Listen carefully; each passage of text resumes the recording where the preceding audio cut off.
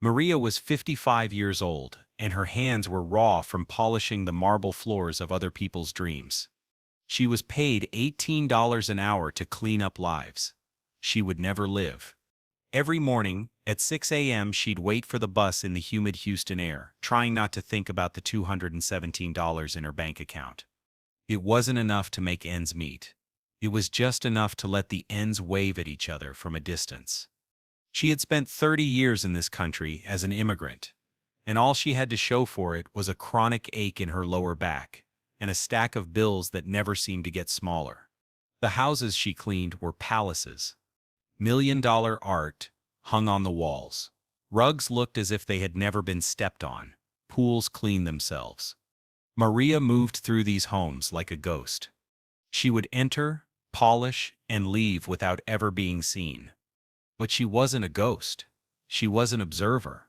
And she had noticed a secret in these magnificent homes. The wealthy didn't use the harsh blue chemicals sold at the supermarket. On their granite countertops sat small, elegant bottles from expensive boutiques with French labels and promises of non-toxic solutions, lavender-infused, vitamin E enriched. And sometimes it wasn't even those bottles. Sometimes it was something much simpler, hidden in their pantries. One day, in her biggest client's home in River Oaks, she found a handwritten note on the kitchen counter. It was a recipe. White vinegar, orange peel oil, and a sprig of thyme. Curious, Maria mixed the simple solution and tried it on the stainless steel refrigerator. The result was brighter than the most expensive chemical polish she had ever used. And the kitchen smelled like a field in the countryside, not a factory. Maria began to collect these little secrets. She learned which oil shined wood without leaving a streak. She learned which natural acid lifted a red wine stain from marble in seconds. Her clients would tell her she had a magic touch. Maria would just smile. The magic wasn't her touch. It was the secrets the wealthy already knew, but never shared. That evening, she came home to her small apartment and saw her 22-year-old granddaughter scrolling endlessly on her phone, watching people do silly dances. "It's called TikTok, abuela," her granddaughter said, her eyes glued to the screen. "People share everything on here." Maria didn't sleep that night. One thought echoed in her mind. What if I shared too? It was the most terrifying and ridiculous idea she had ever had. The next day, she put an extra cleaning cloth and a small bottle of white vinegar in her bag. After she finished her work at her client's house, she propped her old $50 smartphone against a fruit bowl. Her hands were shaking. She hit record. "Hello," she whispered, her thick accent filling the silence of the empty mansion. "I show you a secret the rich people don't tell you." The angle was terrible. The lighting was bad. Maria's tired, kind face filled the screen. She showed the camera how, with 2 drops of orange oil and the vinegar, she made a tarnished silver tray look like a mirror. The video was 45 seconds long. She uploaded it that night under a new name, Aura Clean Maria. When she woke up, it had 112 views. It was the loudest applause Maria had ever received in her life. So she did it again. The next week, she shared a recipe for cleaning coffee stains off granite countertops. That video hit 1,000 views. Comments started to pour in. "Maria, this is incredible. Where can I buy this mixture? What is the brand?" Maria stared at the comments, confused. There was no brand. The brand was her calloused hands and 30 years of experience. The following month, a video went viral. It was a simple 1-minute clip. She showed how she removed a fresh puppy urine stain from a thick white rug, using only baking soda, lavender oil, and a specific blotting technique. It was viewed 4 million times in 24 hours. Her phone wouldn't stop buzzing.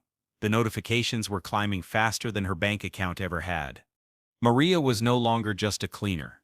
She was the cleaning sage, the woman pulling back the curtain on luxury living. People didn't just want her tips anymore.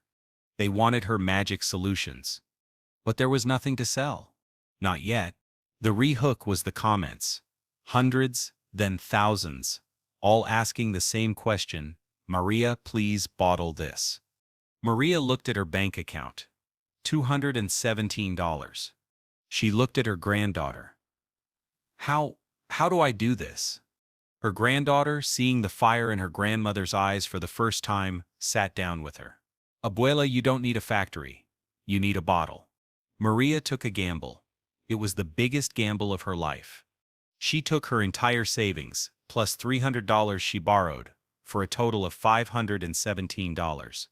She didn't spend it on rent or bills.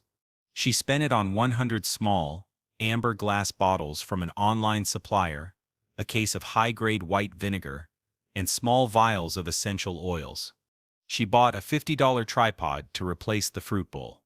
She spent the entire weekend in her tiny apartment kitchen, her hands aching for a different reason. She wasn't scrubbing. She was creating. She hand-filled every single bottle. Her granddaughter designed a simple label on her laptop and printed it at the local library. They called it Aura Clean, the River Oaks secret. Maria posted a new video on TikTok. "You asked for my secret," she said, holding the small amber bottle to the camera. "So, I made it for you." She put the link to a simple online shop her granddaughter had set up for $20. She had 100 bottles. She hoped to sell them in a month. They sold out in 1 hour. 100 bottles, at $25 each. In 1 hour, Maria had made $2,500. It was more than she earned in a month of back-breaking work. She stared at the sold-out screen, and for the first time in 30 years she cried. Not from exhaustion, but from hope. But what happened next made that $2,500 look like pocket change. The people who bought the bottles made their own TikTok videos. "Maria's secret stuff is legit. My kitchen has never smelled this good. It cleaned a marker stain my kid made. I'm speechless." The demand was overwhelming. Maria's garage became her first factory. Her granddaughter became her first employee. They went from 100 bottles to 1,000.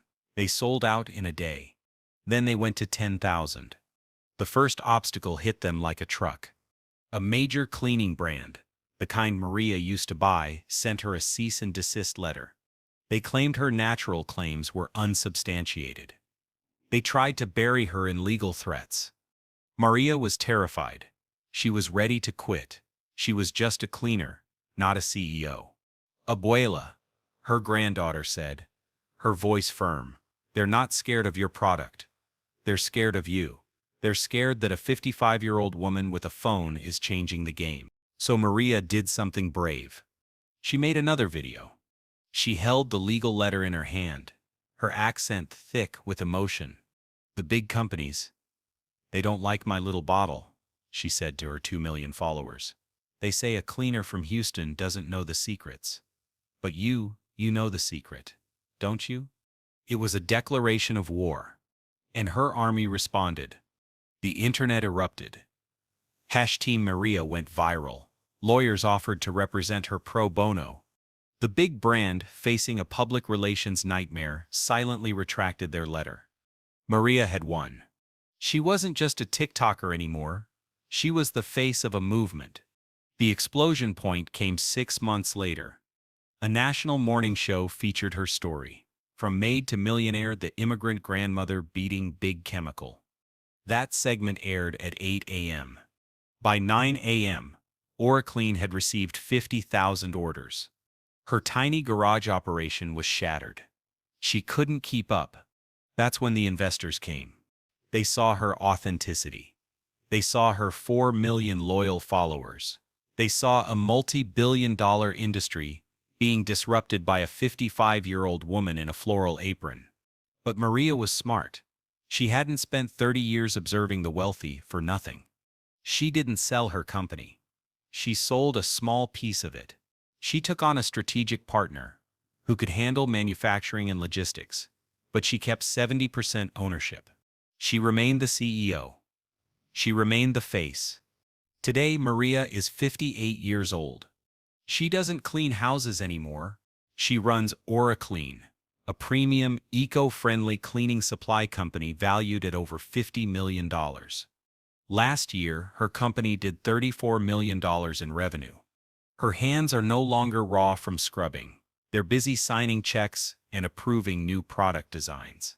She still lives in Houston, but she traded her small apartment for a house in the same River Oaks neighborhood she used to clean. And she bought her old boss's house. She still posts on TikTok every week. Her accent is the same. Her smile is the same. But her eyes are no longer tired. She started the Aura Clean Foundation, a fund dedicated to helping immigrant women over 50 start their own businesses.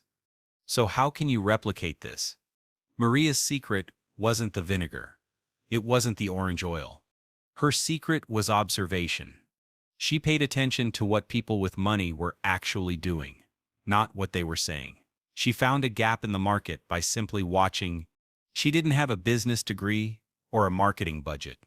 She had authenticity. She didn't try to hide her accent or her age. She turned them into her greatest strengths. People didn't buy from a corporation. They bought from Abuela Maria, and she started small. She didn't wait for $1 million investment. She started with a $50 phone and $500 in savings. She proved her concept in her own garage. Maria's story isn't about luck. It's about seeing the value that everyone else ignores. She wasn't special. She wasn't lucky. She just saw what others missed. She saw a secret hiding in plain sight, in the very homes that were meant to make her feel small. And she proved that the American dream isn't just for the young. Sometimes it's waiting for those with 30 years of experience, a bottle of vinegar, and the courage to hit record. The opportunity is still out there. People are building empires from their kitchens right now. If Maria could do this from her tiny apartment, what's stopping you?